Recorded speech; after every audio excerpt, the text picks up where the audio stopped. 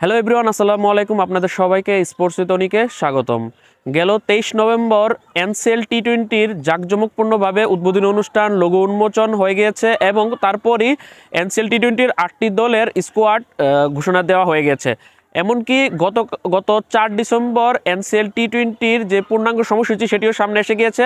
আমি দুটি বিষয় নিয়ে আলাদা কথা বলেছি, এনসিএল টি-20-র 8 দল স্কোয়াড নিয়েও কথা বলেছি একসাথে। এমনকি গত 4 ডিসেম্বরও আমি একটি ভিডিও করেছি যেখানে আমি কথা বলেছি এনসিএল এর পূর্ণাঙ্গ সময়সূচি নিয়ে, এবং তারপর বলেছিলাম যে আমি এনসিএল টি-20-র প্রত্যেকটি দলের স্কোয়াড এবং সময়সূচি নিয়ে কথা বলবো। তো 8টি দলকে নিয়ে কথা বলে তো অনেক বড় অনেকগুলো এপিসোড হয়ে যায়। আমাদের টুর্নামেন্ট 11 ডিসেম্বর থেকে শুরু হচ্ছে, যেটা ফাইনাল অনুষ্ঠিত হবে 24 ডিসেম্বর। তাই আমি ভাবলাম যে দুটি করে দলকে নিয়ে এই সেগমেন্টটা চালু করা যাক। যার কারণে আজ প্রথম পর্বে কথা বলবো ঢাকা ডিভিশন এবং ঢাকা মেট্রোকে নিয়ে। আজকে আমি ঢাকা ডিভিশনের এনসিএল টি-20-র তাদের পূর্ণাঙ্গ স্কোয়াড, 20 সদস্যের, এমনকি তাদের যে পূর্ণাঙ্গ সময়সূচি কখন কবে কোন মাঠে খেলা সেটি নিয়ে কথা বলবো। আর পাশাপাশি ঢাকা মেট্রোরও আসন্ন এই এনসিএল এর তাদের 19 সদস্যের পূর্ণাঙ্গ স্কোয়াড এবং তাদের এই পূর্ণাঙ্গ সময়সূচি নিয়ে কথা বলবো। এর মধ্যে যদি আগে প্রথমে স্কোয়াডটা বলে নিই, ঢাকা ডিভিশনের স্কোয়াডে মোট 20 জন ক্রিকেটার রয়েছে। তারা হচ্ছে সাইফ হাসান, রনি তালুকদার, আশিকুর রহমান শিবলি, জিশান আলম, জয়রাজ শেখ, মাহিদুল ইসলাম অঙ্কন, মুসাদ্দেক হোসেন সৈকত, আরিফুল ইসলাম, শোভাগত হুম, তাইবুর রহমান, আহরার আমিন পিয়ান, নাজমুল ইসলাম অপু, মেহেদি হাসান সোহাগ, রাকিবুল আতিক, মাহফুজুর রহমান রাব্বি, সুমন খান, সালাউদ্দিন শাকিল, রিপন মণ্ডল, তৌফিক আহমেদ এবং এনামুল হক। আমাদের যেহেতু এই 8টি দল 7টি ডিভিশনের পাশাপাশি ঢাকা মেট্রো সহ 8টি এই ডিভিশনের মধ্যে এখানে ময়মনসিংহ ডিভিশনের কোনো টিম নেই, যার কারণে ময়মনসিংহ ডিভিশন যেহেতু আগে মূলত ঢাকা ডিভিশনের অংশ ছিল, যার কারণে ময়মনসিংহ ডিভিশনের ক্রিকেটাররা মূলত ঢাকা মেট্রোতে খেলে, যেটা সবচেয়ে বড় প্রমাণ হচ্ছে মাহমুদুল আরিয়ার ঢাকা মেট্রো হয়ে খেলবে। তো ঢাকা মেট্রোর যে 19 সদস্য স্কোয়াড রয়েছে, সেই 19 সদস্য স্কোয়াডে রয়েছে নাইম শেখ, সাদমান ইসলাম, মোহাম্মদ মাহফিজুল, ইমরানুজ্জামান, মনিম শাহরিয়ার, শামসুর রহমান শুভ, আইচ মোল্লা, মার্শাল আইয়ুব, আলামিন জুনিয়র, গাজী তাজিবুল, রাকিবুল হাসান, আলিসাল ইসলাম, আরাফাত সানি, আবু হায়দার রনি, শহীদুল ইসলাম, মারুফ মৃদা, আনিসুল ইসলাম ইমন, আমিনুল ইসলাম বিপ্লব এবং সবশেষ মাহমুদুল্লাহ রিয়াদ। এ হচ্ছে ঢাকা ডিভিশনের 20 সদস্য স্কোয়াড এবং ঢাকা মেট্রোর 19 সদস্য স্কোয়াড। এখন যদি মেইন টপিকে আসি, যেটা হচ্ছে যে তাদের খেলাগুলো কবে অনুষ্ঠিত হবে। আমরা সকলেই জানি যে এনসিএল টি-20-র প্রত্যেকটি সবগুলো ম্যাচই অনুষ্ঠিত হবে সিলেট ইন্টারন্যাশনাল ক্রিকেট স্টেডিয়াম এবং সিলেট আউটার ক্রিকেট স্টেডিয়ামে। সেখানে প্রথম রাউন্ডের এই 8 দলের মধ্যকার 28টি ম্যাচ, এমনকি প্লে অফের 3টি এবং ফাইনাল সহ মোট 32টি ম্যাচ, সবগুলো ম্যাচই দুটি স্টেডিয়ামে অনুষ্ঠিত হবে। এর মধ্যে প্রথম রাউন্ডের যে 28টি ম্যাচ, এর মধ্যে 14টি ম্যাচ অনুষ্ঠিত হবে মূল মাঠ অর্থাৎ ইন্টারন্যাশনাল ক্রিকেট স্টেডিয়ামে, আর 14টি ম্যাচ অনুষ্ঠিত হবে আউটার স্টেডিয়ামে।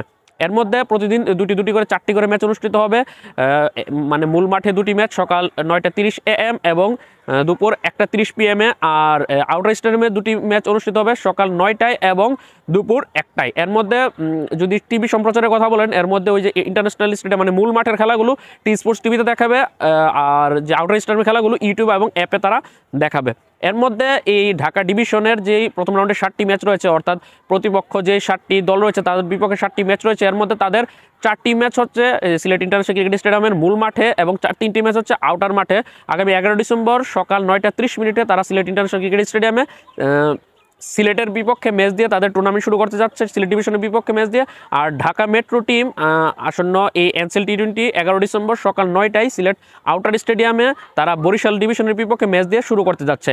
এখন ঢাকা ডিভিশনের যে ম্যাচগুলো মেইন মাঠে হবে 4টি, আউটারে হবে 3টি, আর ঢাকা মেট্রোর যে ম্যাচগুলো সেটি মেইন মাঠে হবে 3টি এবং আউটার হবে 4টি। এবং আরেকটি গুরুত্বপূর্ণ বিষয় হচ্ছে এই 11 ডিসেম্বর থেকে 19 ডিসেম্বর প্রথম রাউন্ডের ম্যাচগুলো হবে 11 ডিসেম্বর, 12 ডিসেম্বর, 14, 15, তারপর 17, 18 এবং 19 ডিসেম্বর। মাঝখানে শুধু 13 এবং 16 ডিসেম্বর কোনো ম্যাচ নেই, 13 এবং 16 ডিসেম্বর কোনো ম্যাচ নেই। মানে বাকি 11 থেকে 19 ডিসেম্বরের মধ্যে 2 দিন বাদ দিলে বাকি যে 7 দিন ম্যাচ অনুষ্ঠিত হবে, 7 দিনের প্রত্যেক দিনই প্রত্যেকটি দলের খেলা রয়েছে, অর্থাৎ ঢাকা ডিভিশনের 7টি ম্যাচই 7 দিন টানা 7 দিন তাদের খেলতে হবে। ঢাকা মেট্রো বা অন্যান্য সবগুলো দলের বেলায় সেম।